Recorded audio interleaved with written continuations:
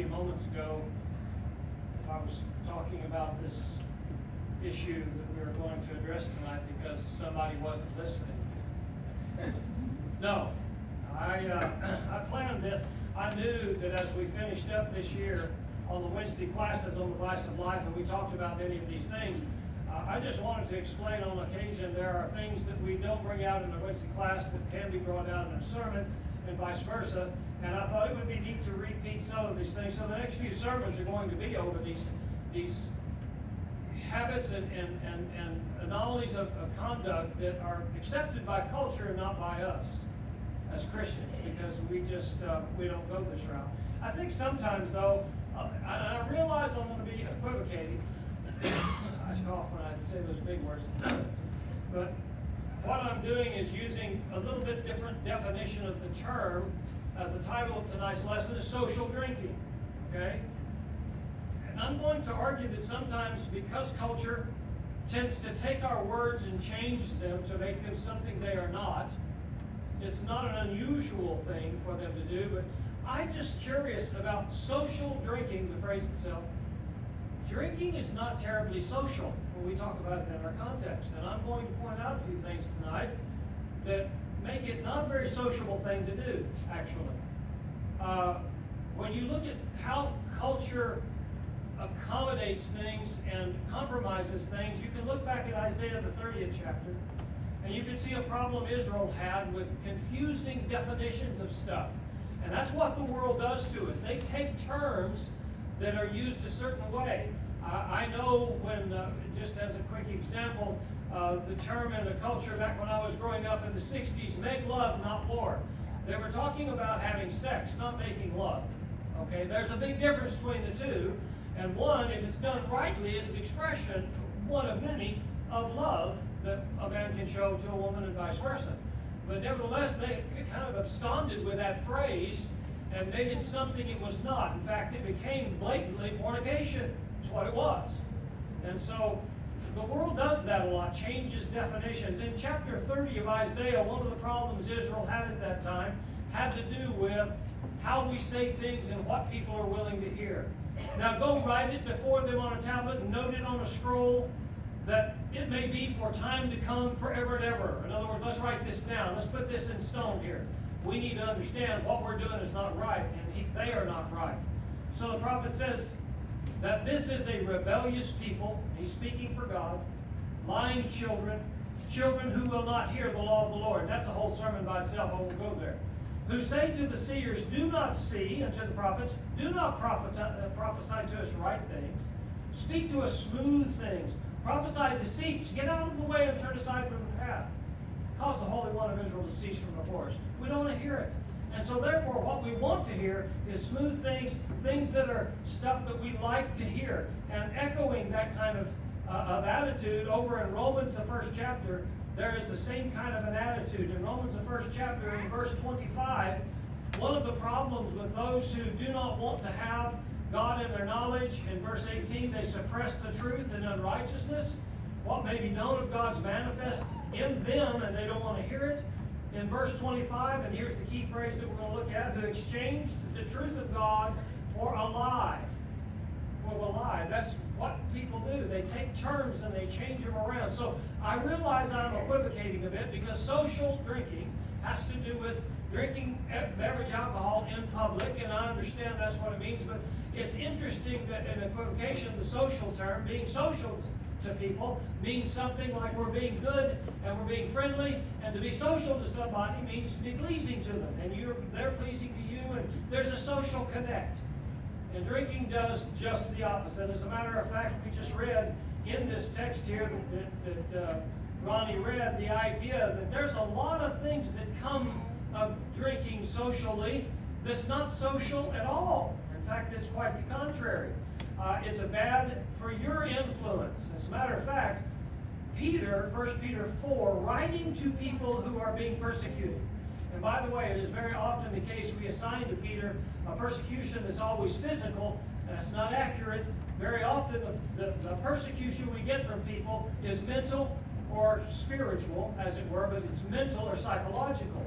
Notice in chapter 4, 1 Peter chapter 4, in verse 3, he starts this thought, for we have spent enough of our past lifetime in doing the will of the Gentiles. And here's what that was. When we walk in lewdness, lusts, drunkenness, revelries, drinking parties, abominable idolatries. Nearly all of those things have to do with what we might sum up today in our vernacular as partying. That's what it's about. And you look at any one of those things and it pretty much covers a lot of that. But yet he says, in regard to these habits, these functions we have like social drinking, they think it's strange that you do not run with them in the same flood of dissipation, speaking evil of you. There is a persecution that goes along with that because you choose to not do that. And so when you don't choose not to do that, double negative, that you're involved in that, you are damaging your influence, and there's no way of getting around it. As a matter of fact, you damage others. In fact, others are influencing you. 1 Corinthians 15:33. Don't be deceived, folks. Evil companionship's corrupt good morals. You can't walk through you can't walk through a pig pen without smelling like a pig.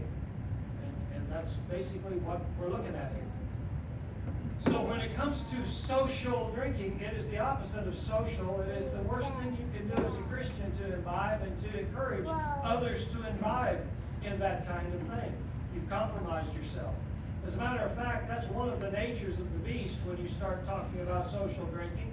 Going back to the Old Testament and Habakkuk, and I realize this is rather specific in Habakkuk 2, but in verses 15 and 16, you're finding what people use this for. And I would warn those who have children of this age, or who have grandchildren, or even grandchildren of this age, who might be enticed by this kind of thing. There is a reason why young men will be more than freely happy to give their dates alcohol, or give their dates some of the drugs that run around these days. Because it makes you not be sober. It gives you the idea that you can do things you shouldn't be doing. It breaks down those social barriers you would normally have against things that are not right. In chapter 2 of Habakkuk, verse 15, woe to him who gives drink to his neighbor, pressing him to your bottle. In other words, you're not forcing, but impressing upon him, you need this, and trying to entice someone to drink. Even to make him drunk. Your focus, your purpose is to make him drunk because of a self-centered lustfulness that goes on when people party, that you may look on his nakedness. And it says, you are filled with shame instead of glory. You also drink and be exposed as uncircumcised. The cup of the Lord's right hand will be turned against you. The other shame will be on your glory. In other words, you shame yourself when you involve yourself in these kinds of things. And so therefore, very often, it is the motive of those who entice you and invite you. And I've noticed, and I watched this a lot when I was young and in the Navy, it is interesting how many miserable people there are that try to find their answers in the bottom of the bottle, and they are more than happy to invite you to join them and take quite dismay and umbrage if you're not joining them, because by your not joining them, you make a judgment against them, and they don't want to hear that. They don't like that. But that's one of the impacts that we can make on people, is denying that. But it's amazing to me that people will push people and entice people and invite people to socially drink when it is the least social thing you could possibly do for someone that's actually a friend. The frequent results of drinking socially is brought out in the text that was just read by Ronnie.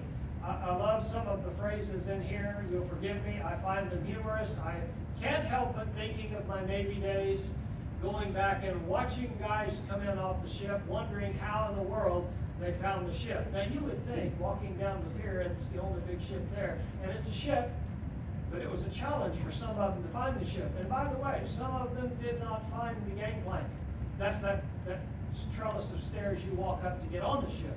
They got to the ship and immediately went over to drink. Some of that jump off and get them, drag them out because they were drunk.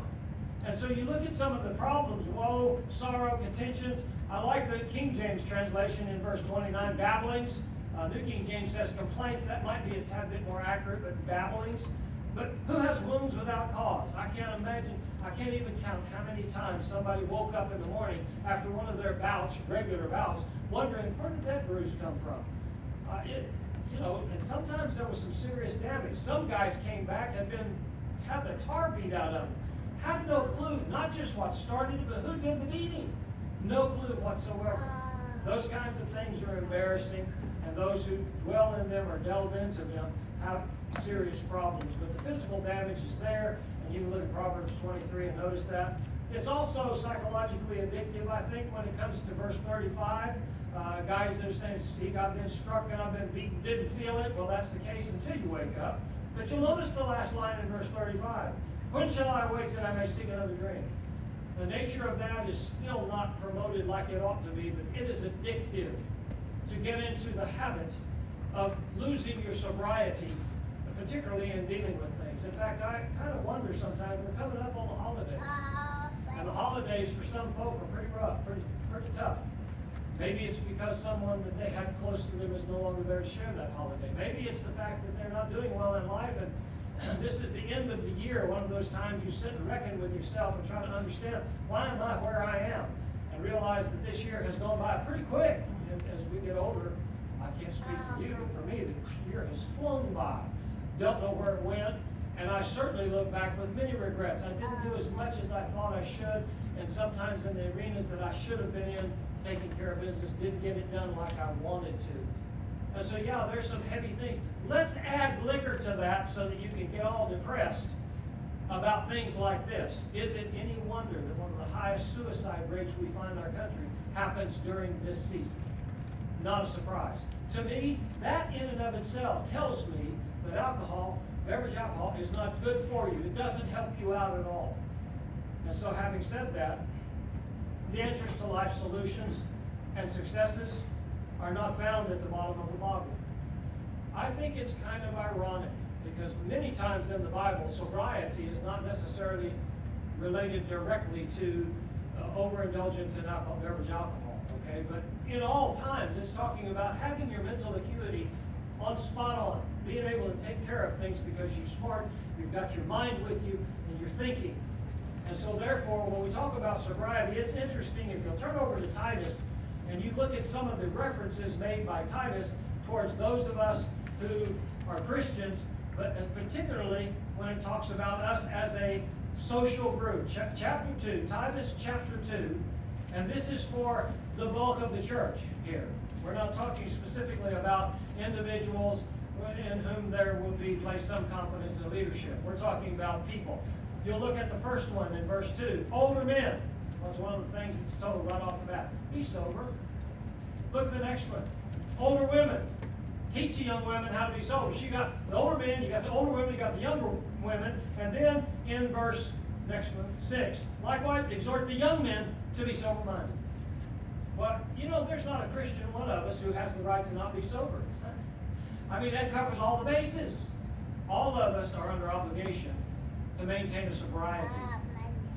There is nothing social about getting drunk, and there's nothing social about helping somebody else get that way. It is a conduct that Christians ought not to be a part of, and so when we look at the phrase, and again, I understand there's a tad bit of equivocation here, but when you look at the phrase, social drinking, I find no authority for it whatsoever in the Scriptures for any Christian to imbibe, or anybody to imbibe in such, because it's not social at all. It is not the best representation of us as a social people, a social society. Anyone who is in a relationship wants the best for those that they love in a relationship. And it is polar opposite to that. To offer them, to encourage them, to invite them to be a part of something you're doing, if it is sin, it's not right. It's something that will make you less a Christian than you are now. I know there are a lot of folks who defend it. I know in towns like Hamilton, that there's a lot of people who have pressed the issue politically and got it to where we can sell booze here in town. But I want to point out a hypocrisy in closing that I don't understand. For all of the folks who would say, oh, we know it's not right to get drunk, and that in our state we have I don't know what it is, 8%, I think, alcohol level in your blood that causes you to, the legal limit and so forth, to say you're drunk. I got a question. Why is it not the case that law enforcement does not sit outside bars that serve this stuff, this poison, and the first time a guy comes out of there, gets in his car and drives away, catch him on that public street and stop him and check his breath? Now reckon how many guys they would give DUIs to if they were to do that. We are such a hypocritical society when it comes to this. We promoted the ads, glare up, and there's new advertisements right now on TV, and I won't say the name of the joint because I won't sue me, but they're promoting liquor and whiskey and beer and all kinds of alcoholic beverage. Here in the holiday season, make your holidays the greatest. It doesn't.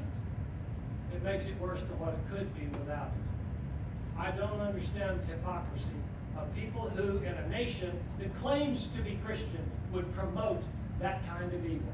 It doesn't make sense to me. And if people were really serious about stopping some of the tragedies that occur on our roads, occur in our families with beatings left and right from people who have been imbibing to an extent that makes them just crazy, if they were serious about it, they could stop a whole lot of it. It wouldn't be hard. But we're just a little hypocritical in this society, are we not? Because you don't find that being, in fact is, I think bars would probably sue the city. The law enforcement sat outside a bar and just checked people's blood alcohol when they left the bar. And yet I can guarantee you there would be a whole lot of stops made. And there would be a stop put to the idea of drinking publicly. Social drinking is not social in any respect, in any regard. And we need to avoid it. As Christians, we can be an example in that regard by not only not imbibing ourselves, but also encouraging others when we see them, and especially our young people to whom that temptation and that unknown just appeals, and they just jump into it because they haven't tried it yet. And young people are wont to do such things. Let's encourage them not to. Let's show them verses like Proverbs, where there is a problem with it, and there's problems that can last you the rest of your life. One of the saddest things I ever saw, Kelly and I were traveling. We were to Mexico. I think it was Kelly and I, maybe it was me and Jeff. We were in the oil business, and we were going through New Mexico. And New Mexico, for a little while, I think they got sued out of it at one point in time. For a little while, when somebody who was drunk killed somebody on the road, they took the picture of their license and put it up on a sign on the side of the highway that said, "This guy killed this person." They didn't put the person that was the victim. They put the picture of the guy who ran over the woman who couldn't have run over. Now, you want to talk about a deterrent. In fact, it was so deterring that alcohol sales in New Mexico really suffered dramatically, and they sued and got out of that kind of thing. Nevertheless, that works. Showing young people who are driving down the road, I don't want my picture there. You and I as Christians understand not everything's seen by the public, but a lot of it is. But God sees everything we do. We need to be adamant and convicted against social, quote unquote, drinking. Now this didn't accommodate an invitation, but we always offer one because we don't want anyone leaving not understanding that God's invitation is always open, and it is tonight. And we invite you to song. Let's just think.